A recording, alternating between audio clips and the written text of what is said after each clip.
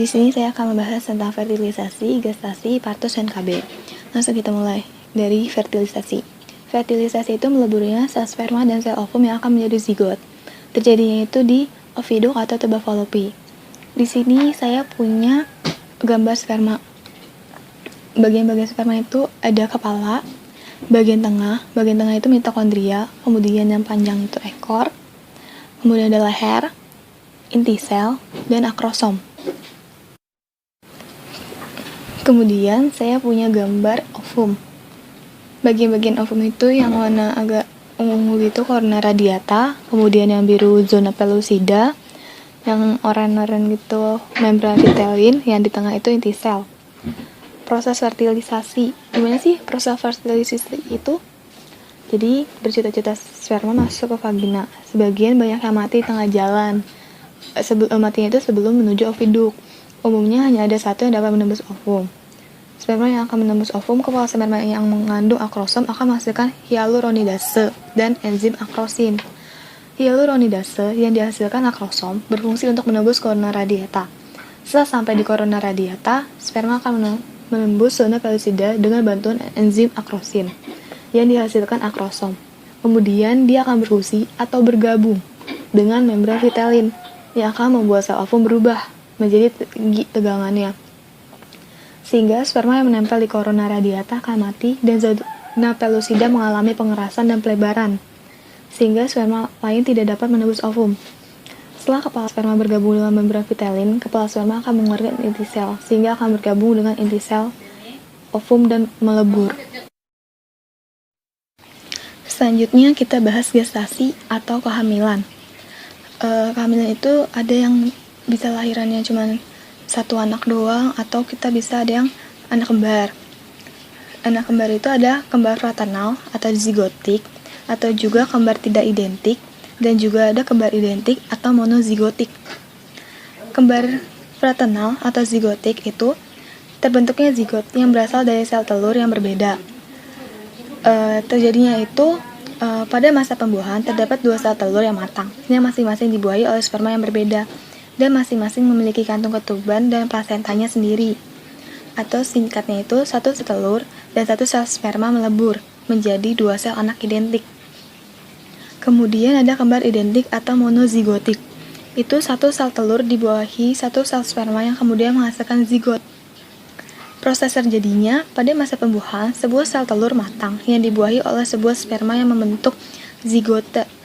Kemudian zigote ini akan membelah, atau bisa kita singkat, dua sel telur dan dua sel sperma melebur menjadi dua sel anak yang tidak identik. Gestasi atau kehamilan yaitu perkembangan embrio menjadi janin hingga kelahiran bayi. Di sini ada gambar ovarium, kemudian ada zigot.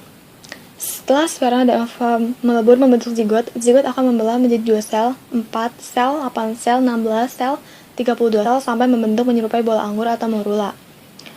Kehamilan itu terjadi karena fertilisasi antara sel sperma dan sel ovum di tuba fallopi membentuk zigot.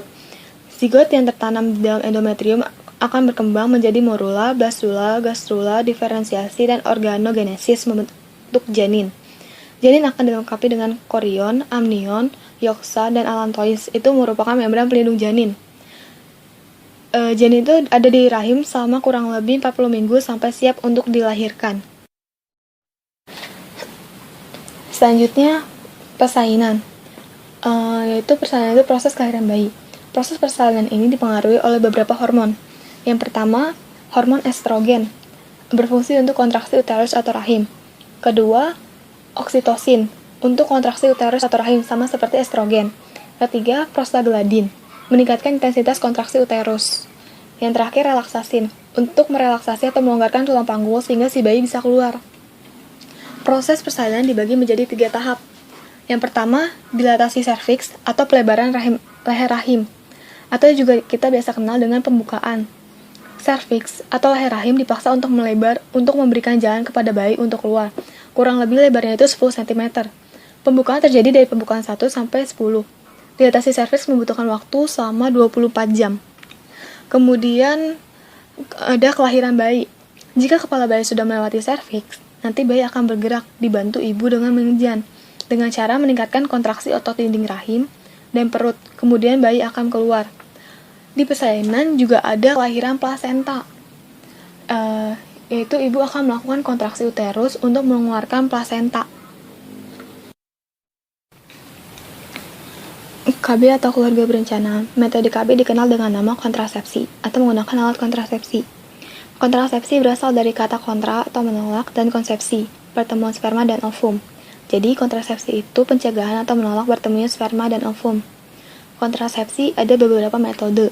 Yang pertama alami, dengan menggunakan sistem kalender. Maksudnya tidak berhubungan badan sama periode subur wanita. Kedua, coitus interruptus. Ketiga, kimiawi. Dilakukan dengan menggunakan spermisida berupa jeli, busa, krim untuk membunuh sperma. Shower mekanis. Kemudian shower mekanis bertujuan untuk mencegah sperma menuju tuba falopi untuk bertemu dengan ovum. Bisa berupa diafragma, sterilisasi, atau kondom. Sterilisasi itu kalau laki-laki dengan menggunakan vasektomi atau pemotongan vas deferens yang membawa sperma menuju vasikula seminalis. Kalau perempuan, tubektomi, pemotongan atau pengikatan saluran tuba falopi sehingga tidak dapat bertemu dengan sperma.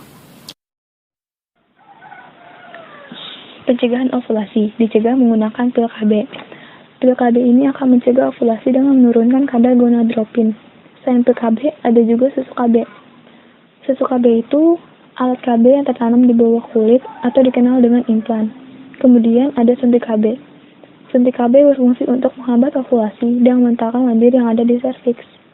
Pengobatan implantasi dengan menggunakan alat IUD, intrauterine device, yang berfungsi untuk mencegah sel telur yang sudah dibuahi untuk menempel di endometrium. Oke, itu dia beberapa penjelasan dari fertilisasi, gestasi, partus, dan KB. Sampai jumpa.